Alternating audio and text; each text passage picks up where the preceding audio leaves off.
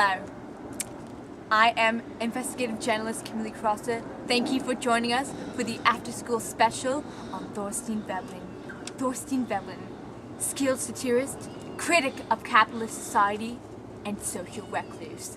Now, right here, you may be wondering why I'm sitting here with this nice baby doll. Now, this is actually a reconstruction of baby Veblen. Can we get a zoom in up on young Thorstein there?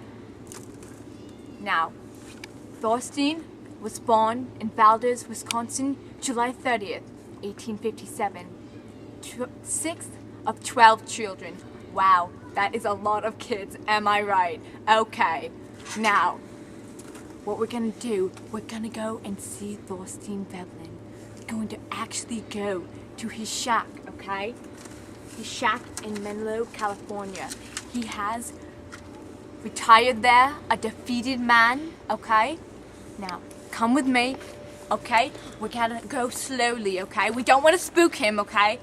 He's really a social recluse, so, you know, he gets jumpy. He's not very good with people. I didn't say that, just kidding. Okay, a little bit of background about his life. Now, Thorstein, he was born to a Norwegian immigrant farm family. He didn't even learn English until his teens, okay? But because all this guy did was raid, he didn't get out very much. I mean, I'm just saying, okay? He went on to learn 26 languages. What? I can't even list 26 countries. Just kidding, I'm great at geography. Stay in school, kids, okay? Now, he graduated in 1880 from Carleton College. It's a nice college in Minnesota.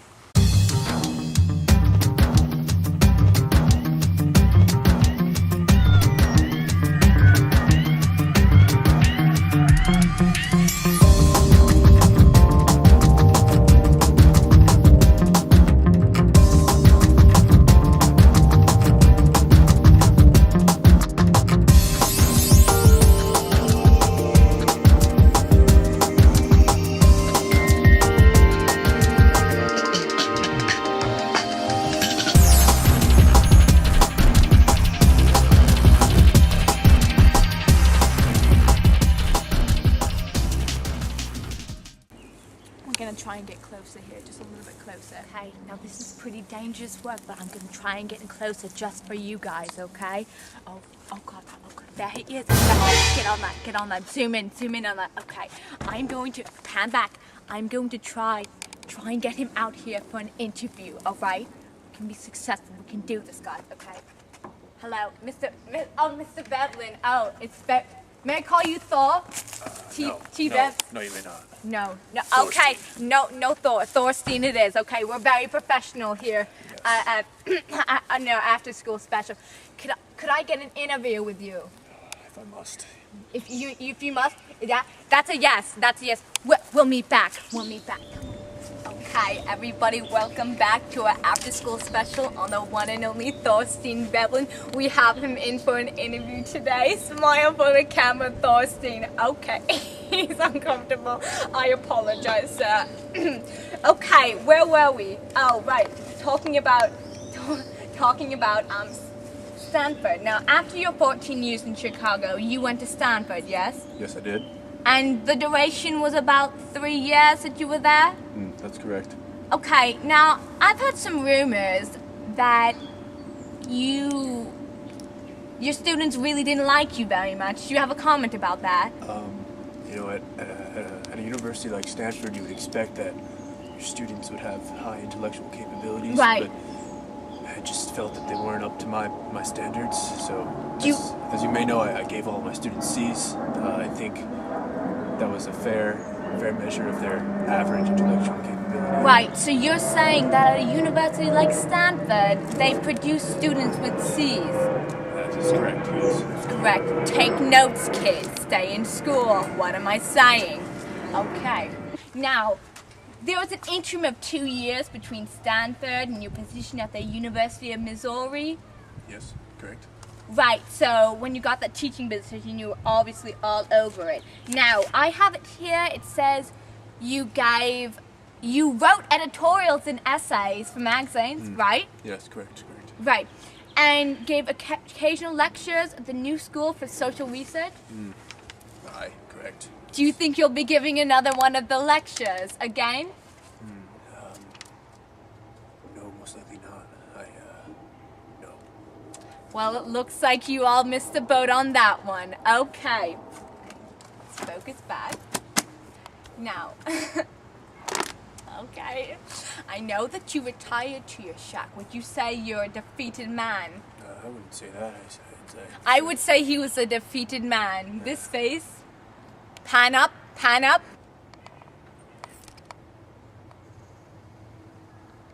Such a shame. Such a shame. We'll be back with talk of his economic theories. Okay, folks, we're back to our after-school special on Thorstein Veblen. Now, as you know, he's a Titan economist, and he felt that the titans of industry in the 19th century flaunted their wealth. He is famous for coining the term conspicuous consumption, right? Right, Thorstein? Yeah, that's correct. Thorstein, you want to come onto the camera? No, I don't like those things in my face. Okay. He's feeling a little bit camera shy right now. It's okay. Now we're gonna go try and find these conspicuous consumers that he spoke of. They're he said that they had no regard for the public, just trampled over their competitors, no morality, okay?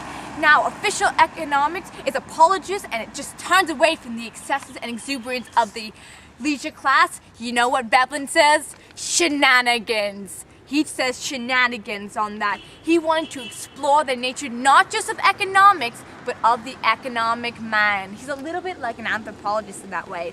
He wanted to study the true nature of society. Okay? Economics, not just a modern science, okay?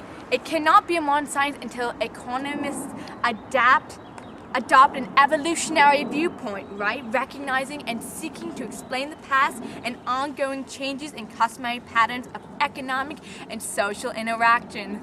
Wow, I'm winded after saying that. That's what his theory will do. Now, he talks about these conspicuous consumers in his theory of the leisure class. T-Vebs, anything to say about your book? I think you should read my book. I think it would help. Okay, that was interesting. Oh God. Okay, what do we have? Okay, what do we have? Ma'am. Okay, I know that I bought my shirt at the Old Navy, but you have to come back. Okay, we have a willing interviewee. Now, would you say that you are a conspicuous consumer? No. Wow, rather snorty. Sorry. Now, where did you get your dress? This is Prada, and it was on back order, but I got it because I called my people. I needed it, and so I get what I want. Right. Would you say that you're in relation to one of the titans of industry? See what we were talking about before. What does that mean?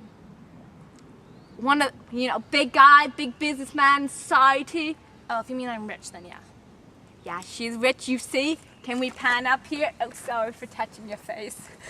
On these big gold earrings here. That is conspicuous consumption, people.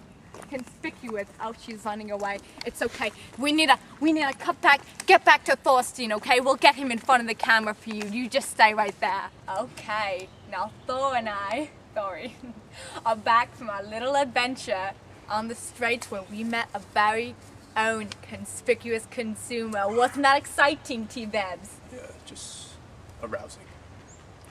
Wow, look at that dry humor. Now, I know that people said that you use dry humor in your writings. Yeah, I'm a pretty funny guy. I had a riot reading his book. You should read it, stay in school, kids. Now, you've been compared to Jonathan Swift in your use of satire. Did you know that? Well, obviously I do now, since you just informed me. Look at this funny guy. Now back to talking about your first novel, The Theory of the Leisure Class. Now you assert that the leisure class advertised its wealth through conspicuous consumption, correct? I did, yes I did. Yeah, summing that up again. Okay, now you use Darwin's evolutionary theory? I do. What I said was that Darwin, in his theory of evolution, highlights the importance of competition in between animals and species, and I transferred that to the business world, and I said that there's the high level of competitive nature in the business world, which causes, things to be the way they are. Fascinating stuff. Now, I can just imagine it, like the evolutionary theory, like people on their tribes, like the more macho, like the men are, like the higher their status. Oh, oopsies.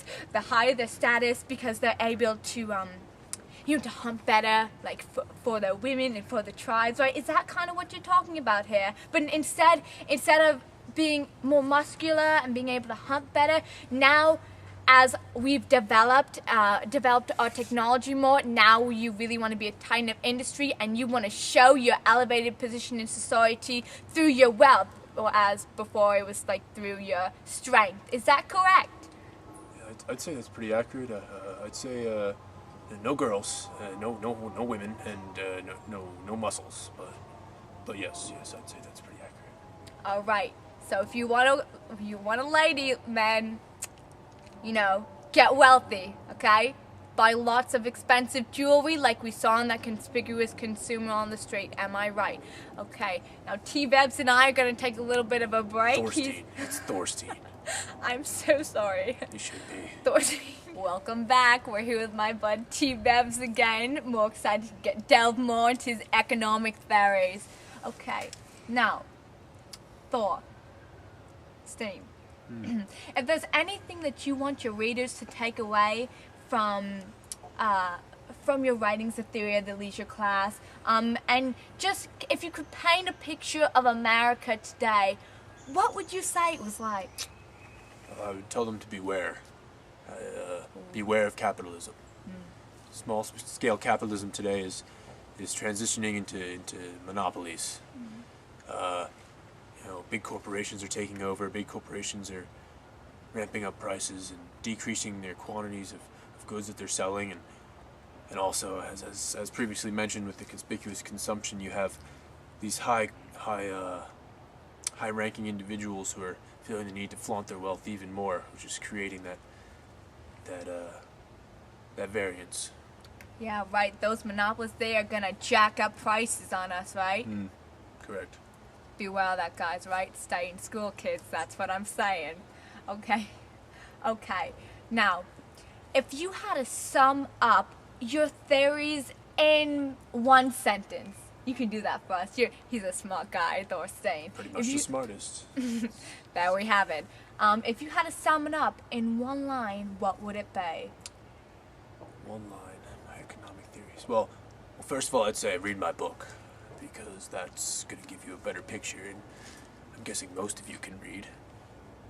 But I'd say also that my theory is really just a warning to the people, to beware of the American economy today, and to watch out for the social split that is coming between the high class and the lower working class. And it's really a cry out for the working class. I think at some point a social revolution is imminent. You hear that? Revolution, it's coming. Be ready. Wow, social upheaval. Scary stuff, guys. Okay, now you have this one quote I really, really love. Would you mind reciting it for the kids watching at home? Yes, I believe you're referring to my quotation regarding the barbarian-like nature of the leisure class. I said, in order to stand well in the eyes of the community, it's necessary to come up with a certain, somewhat indefinite conventional standard of wealth. Just as in the early predatory stage, it is necessary for the barbarian man to come up to his tribe's standard of physical endurance, cunning, and skill at arms. Wow, that was really, really rough stuff to say. It is a rough world out there, right? Right, Thorstein? Okay, now, for all our viewers at home, to sum up our interview with our great Thorstein, we had so much fun today. Can you tell us, what is your vision for America in the future? America, yes, America. I would sum up America as a system of vested business interests, propped up by a series of indispensable corrupt factors, artificial scarcity, unproductive salesmanship, war, as well as conspicuous consumption, of course. And so overall, I'd say its future does not look bright for America. Pretty grim, folks, but pretty great in this interview with Thorstein. Smile. Okay, he loves it now. He's gonna go back. We thank you so much for being in the studio with us today. All right, stay in school, kids. Okay.